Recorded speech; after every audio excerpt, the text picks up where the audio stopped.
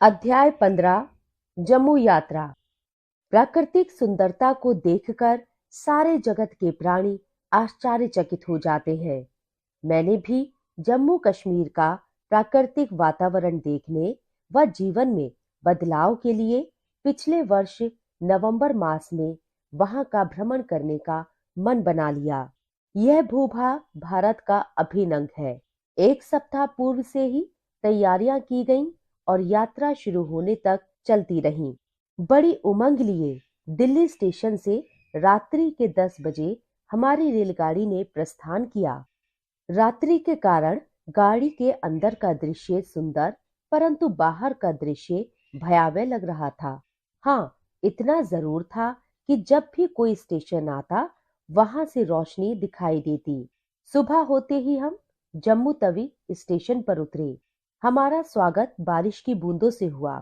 वरुण देवता प्रसन्नता दिखा रहे थे पर रुष्ट नहीं थे, इसलिए अधिक वर्षा नहीं हुई। अब आगे की यात्रा या तो टैक्सी या बस द्वारा करनी थी। अतः सबसे पहले हमने वैष्णो देवी जाने के लिए कटरा तक जाने वाली बस में अपना सामान रखवाया। सर्पाकार सड़कों पर चढ़ते उतरते हमारी बस गंतव्य की ओर बढ़ने लगी। जम्मू पहाड़ी क्षेत्र है। यह उत्तर भारत की सीमा पर स्थित है। यहाँ हरियाली सबसे अधिक है। ऊंचे पहाड़ व मध्यम पहाड़ियां दिखाई दी तथा हरे भरे पेड़ पौधे दिखाई दिए। आश्चर्य होता है कि इन पहाड़ों के मध्य भी मानव जीवन है। यहाँ के लोग छोटी कदकाठी के परंतु ईमानदार व बहुत परिश्रमी है। समतल मैदानी भागों में रहने वाले लोग जब पहाड़ों पर चढ़ते हैं तो वे थक जाते हैं, पर यहाँ के लोग थकान जानते ही नहीं है। हमारी बस धीरे धीरे आगे बढ़ी तो सामने एक नदी दिखाई दी, जिसमें साफ पानी था तथा पत्थर दिखाई दे रहे थे। हम मुश्किल से 5 किलोमीटर चले होंगे कि सामने सड़क पर एक बकरी आ गई। वह बस देखकर इधर उधर भाग रही थी। इससे पहले कि कोई दुर्घटना हो, हमारे बस चालक ने बस रोक ली और हम सबने चैन की सांस ली। वहीं आगे एक बस सड़क के किनारे पलटी दिखाई दी। जम्मू के लोग जंगल से लकड़ी काटकर व उन्हें बेचकर अपना गुजारा करते हैं। वे बहुत परिश्रमी हैं। दिन रात परिश्रम करके धन कमाते हैं। सड़क के किनारे ऊंचे पहाड़ व दुर्गम खाइयां देखकर चक्कर आने लगते हैं। दूर पहाड़ों से धुआं सा निकलता दिखाई देता है। आश्चर्य होता है, इतने ऊंचे पहाड़ों पर भी हरे भरे पेड़ हैं। बरसात के दिनों में चट्टान खिसकने से सड़कों पर यातायात रुक जाता है। जम्मू प्रदेश की हवा व जल शुद्ध है। प्रदूषण अपेक्षाकृत कम है। यहाँ वैष्णो देवी के दर्शन के पश्चात हमने शिव खोड़ी देखने का कार्यक्रम बनाया और अगले दिन सुबह होते ही वहां के लिए चल पड़े। यात्रा के बीच 5 देवियां, बाबा जिंतो व बुआ खोड़ी के दर्शन किए। सड़क जहां से शुरू होती घूमकर पुनः वहीं आ जाती। इसका कारण यह है कि सड़कें पहाड़ों को काटकर बनाई गई हैं।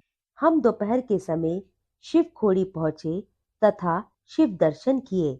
विशाल गुफा के अंदर एक मार्ग ऊपर की ओर खुला हुआ दिखाई दिया।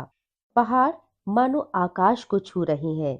इन्हीं पहाड़ों से वहां के जनजीवन का गुजारा होता है। छोटी बड़ी बकरियां पहाड़ों पर चल रही थी। नदी के स्वच्छ जल में मछलियां साफ साफ दिखाई दे रही थी। लोग मछलियों को आटे की गोलियां खिला रहे थे। यहाँ के लोगों का जीवन सादा व खान पान भी सादा है। तामसी भोजन यहाँ के लोग पसंद नहीं करते। अब बारी कश्मीर घूमने की थी, इसलिए अगले दिन हम शाम को कश्मीर पहुंचे तथा श्रीनगर के एक होटल में रुके तथा वहां हमें डल झील देखने की इच्छा थी। हमारी ये इच्छा अगले दिन पूरी हुई। डल झील में शिकारे हवा के झोंकों से झूमते हुए सुंदर लग रहे थे। वहां के लोगों की भाषा कश्मीरी तथा डोगरी है। यह भाषा सरल व मधुर है। बच्चे रंग बिरंगी वेशभूषा पहने स्कूल जा रहे थे। हमें लगा जैसे वे किसी रंग बिरंगी फुलवारी के अभिन्न अंग हैं। हमने सुना था कि वहां आतंकवाद है, पर ऐसा बहुत कम देखने में आया। किस तरह लोग अपने मेहमानों का स्वागत करते हैं, यह हमें वहां जाकर पता चला। पर्यटन एक ऐसा व्यवसाय दिखाई दिया जिसमें धोखा नहीं, यही वहां के लोगों की आजीविका का साधन है। कुछ अराजक तत्व देश की शांति में बाधक है, तो इसे किसी प्रांत विशेष से जोड़ना सही नहीं है। इस प्रदेश की जलवायु उत्तम है। पटनी टॉप तथा एप्पल गार्डन जम्मू के आकर्षण का केंद्र है, तो कश्मीर का श्रीनगर धरती का स्वर्ग। यह इस प्रदेश की राजधानी व सुंदर शहर है। प्राकृतिक सौंदर्य को देखने से कब किसका मन भरता है। अतः इस बात का पता ही नहीं चला कि समय कब बीत गया। आज भी वहां की यादों को ताजा करके आनंद का अनुभव होता है तथा पुनः भ्रमण की इच्छा जागृत